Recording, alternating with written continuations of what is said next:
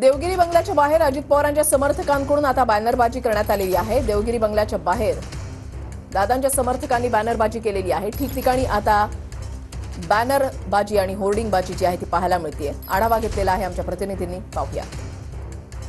काल राज्याच्या विधानसभेच्या निवडणुकीचा निकाल लागला आणि या सगळ्या निकालामध्ये महायुतीने एकतर्फी बाजी जी आहे ती मारलेली असल्याचं आपल्याला पाहायला मिळत आहे।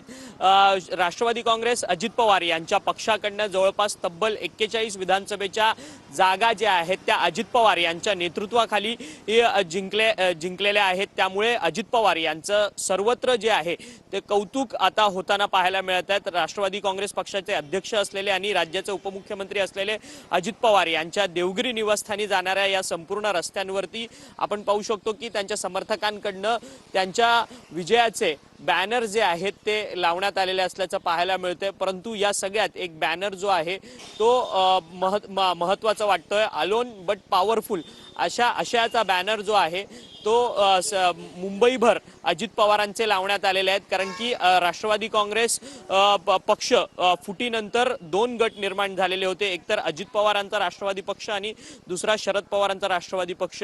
या संपूर्ण बॅनरवरती अलोन बट पॉवरफुल म्हणजे एकटा असून मी ताकदवान आहे अशा पद्धतीचा आशय जो आहे तो या संपूर्ण बॅनरवरती लावण्यात आला। आणि जर्नलिस्ट मनीष विचारेसह अक्षय मंकणी, TV9 मराठी, मुंबई।